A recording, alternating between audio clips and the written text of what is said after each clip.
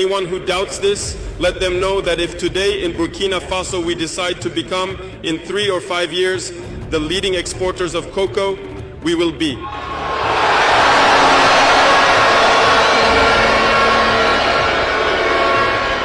Because we can.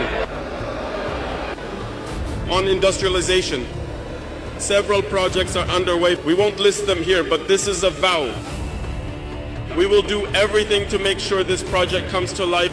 When you look at the economy, some people, when you listen to them, it's pitiful. They don't even have the courage to make the people understand. There is less than 5% economic exchange between ECOWAS states. Because almost everything we bring in comes from outside the ECOWAS area, the majority of our imports. And everything we export goes outside of ECOWAS as well. The intellectual dishonesty of some people means they can't say it because they're armchair slaves. They can't tell you this so that you can be confident. But I urge you to remain confident, calm, and unshakable because we can do it. We can achieve this independence both in terms of food and industry. Today we are going to explain to you exactly why we left the economic community of West African states and where we are heading.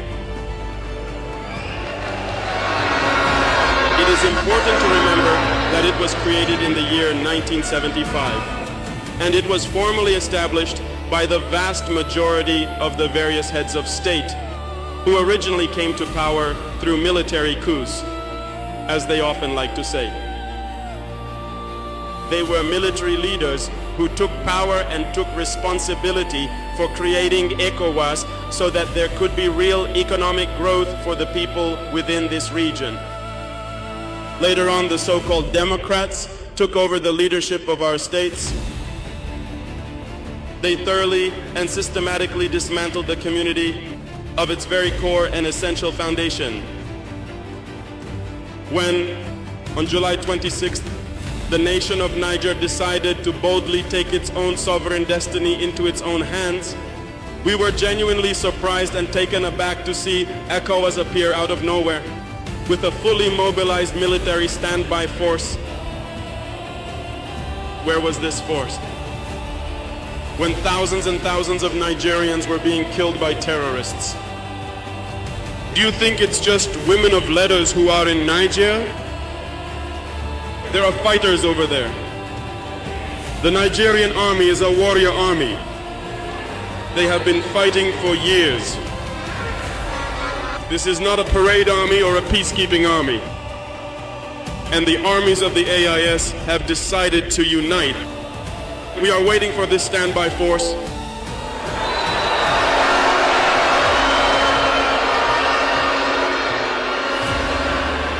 These so-called Democrats truly need to understand this.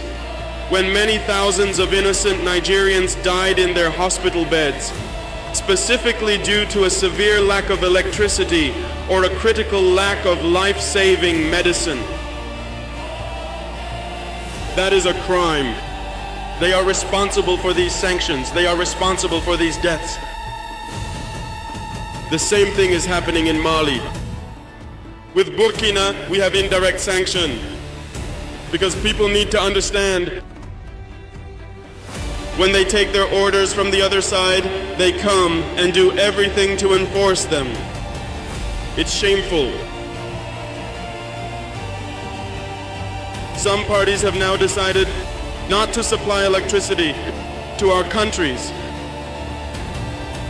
It's not free, we pay for it. And that contributes to their economy. Recently, some have decided to ban the export of certain food products to Burkina Faso. Very well, they have set a time frame. We will make sure that at the end of this period, we will ban the entry of these products into our territory.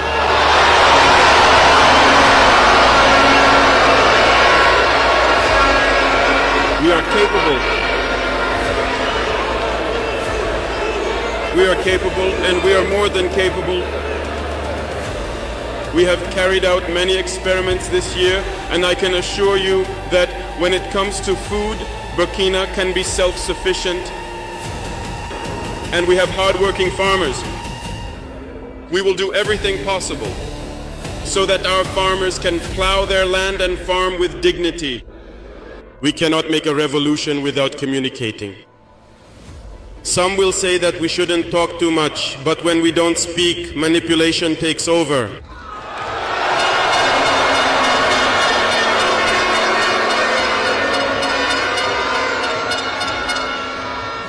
Understand this, the father of the revolution communicated a lot.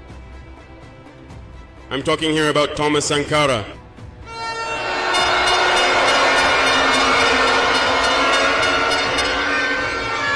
In one of his statements, he said this to you: imperialism is a bad student.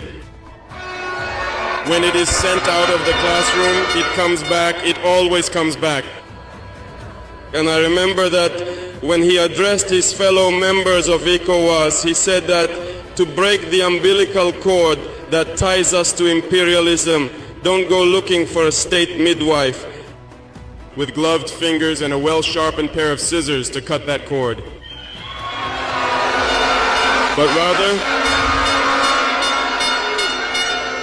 But rather, you will need an exceptionally powerful lumberjack with a meticulously sharpened axe to strike a single perfectly clean blow and finally sever the cord.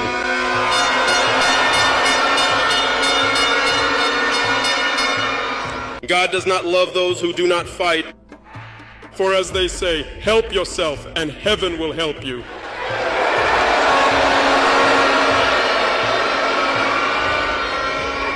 And I will not leave unmentioned part of the slogan of the pioneers who still live among us today. Dare to struggle, know how to win. We dare to struggle in the AES and we will know how to win. Have no fear. The civic vigilance you have undertaken is a message to all of Africa. And Burkina Faso stands in solidarity with and supports all the peoples of Africa who are suffering martyrdom. But we also want to say that it is time for Africans to stop feeling sorry for themselves, to stop brooding, to stop lamenting. We must fight. Shifting our focus back to a much broader general perspective across the continent of Africa, the revolutionary leader Thomas Sankara once famously remarked that any slave who is not truly capable of taking full responsibility for his own revolt simply does not deserve to receive anyone's pity or sympathy.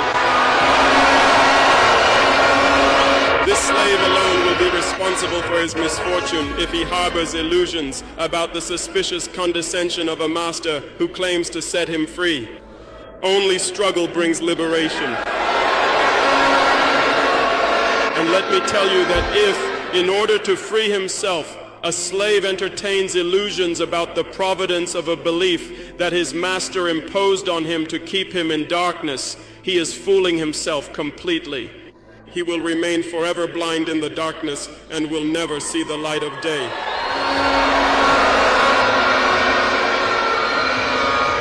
God himself has spoken these words.